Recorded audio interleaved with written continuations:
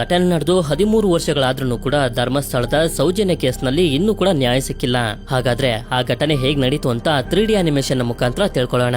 9 October 2012ರಂದು 17 ವರ್ಷದ PU student ಆಗಿರುವಂತ ಸೌಜನ್ಯ ಅನ್ನೋ ಹುಡುಗಿ ಎಂದಿನಂತೆ ತಾನಿರುವಂತ ಬೆಳತಂಗಡಿಯ ಉಜಿರೆ ಹಳ್ಳಿಯಿಂದ ಕಾಲೇಜ್ಗೆ ಹೋಗ್ತಾರೆ.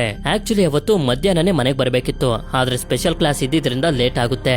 ನಂತರ ಕಾಲೇಜ್ ಮುಗಿತಿದ್ದಂಗೆನೆ ಬಸ್ ಇಂದ ಊರಿಗೆ ಬಂದು ಅಲ್ಲಿಂದ ಮನೆ ಕಡೆಗೆ ಹೋಗ್ತಿರ್ಬೇಕಾದ್ರೆ ದಾರಿಯ ಮಧ್ಯದಲ್ಲಿ ಸೌಜನ್ಯ ಅವರ ಮಾವ ಕೂಡ ಸಿಕ್ಕಿ ಮಾತಾಡಿ ಕಳಿಸ್ತಾರೆ.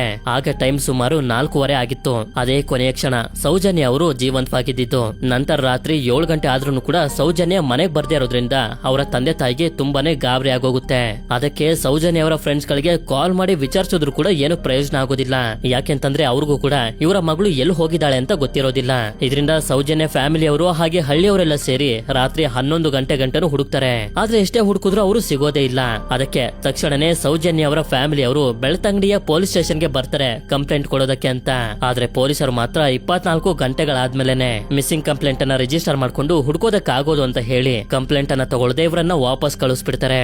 ಆದ್ರಿಂದ ಮಾರನೇ ದಿನ ಅಂದ್ರೆ 10 ಅಕ್ಟೋಬರ್ 2012ರಂದು ಹಳ್ಳಿಯವರು ಹಾಗೆ ಸೌಜನ್ಯ ಫ್ಯಾಮಿಲಿ ಅವರೆಲ್ಲ ಸೇರಿ ಮತ್ತೆ ಹುಡುಕೋದಕ್ಕೆ ಶುರು ಮಾಡ್ತಾರೆ. ಆಗ ಕಾಡಿನ ಒಂದು ಗುಂಡಿ ಹತ್ರ ಸೌಜನ್ಯ ಅವರ ಡೆಡ್ ಬಾಡಿ ಸಿಗುತ್ತೆ. ಮೇಲ್ನೋಟಕ್ಕೆ ನೋಡೋದಕ್ಕೆ ಅತ್ಯಾಚಾರ ಮಾಡಿ ಸಾಯಿಸಿದ್ದಾರೆ ಅಂತ ಗೊತ್ತಾಗ್ತಿರುತ್ತೆ. ನಂತರ ಪೊಲೀಸರು ಬಂದು ಬಾಡಿನ ಪೋಸ್ಟ್ ಮಾರ್ಟಮ್ಗೆ ಅಂತ ಕಳಿಸಿದಾಗ ರಿಪೋರ್ಟ್ ನಲ್ಲೂ ಕೂಡ ಅದೇ ಬರುತ್ತೆ, ಅತ್ಯಾಚಾರ ಮಾಡಿ ತುಂಬಾ ಭೀಕರವಾಗಿ ಅವರನ್ನ ಸಾಯಿಸಿದ್ದಾರೆ ಅಂತ. ಇದರಿಂದ ಪೊಲೀಸರು ಕೂಡ ತಕ್ಷಣನೇ ಇನ್ವೆಸ್ಟಿಗೇಷನ್ ಸ್ಟಾರ್ಟ್ ಮಾಡಿ 11 ಅಕ್ಟೋಬರ್ 2012ರಂದು ಸಂತೋಷ್ ರಾವ್ ಅನ್ನೋ ಒಬ್ಬ ವ್ಯಕ್ತಿನ ಅರೆಸ್ಟ್ ಮಾಡ್ತಾರೆ. ಆದ್ರೆ ಇದರಿಂದ ತುಂಬಾ ಪ್ರಶ್ನೆಗಳು ಎದ್ದೊಳ್ತವೆ. ಇವನೇ ನಿಜವಾಗ್ಲೂ ಈ ಕೊಲೆನ ಮಾಡಿದಾನ ಅಥವಾ ಬೇರೆಯವರು ಈ ಕೊಲೆನ ಮಾಡಿ ಇವನನ್ನ ಬಲಿಪಶುವಾಗಿ ಮಾಡ್ತಿದಾರ ಅಂತ. ಇದಾಗಿ 11 ವರ್ಷದ ನಂತರ ಅಂದ್ರೆ 16 ಜೂನ್ 2023ರಂದು ಈ ಕೇಸ್ಗೆ ಸಂಬಂಧಪಟ್ಟ ಯಾವುದೇ ಎವಿಡೆನ್ಸ್ ಗಳು ಸರಿಯಾಗಿ ಇಲ್ಲದೆ ಇರೋ ಕಾರಣ ಕೋರ್ಟ್ ಸಂತೋಷ್ ರಾವ್ನು ಕೂಡ ನಿರಪರಾಧಿ ಅಂತ ಬಿಡುಗಡೆ ಮಾಡುತ್ತೆ.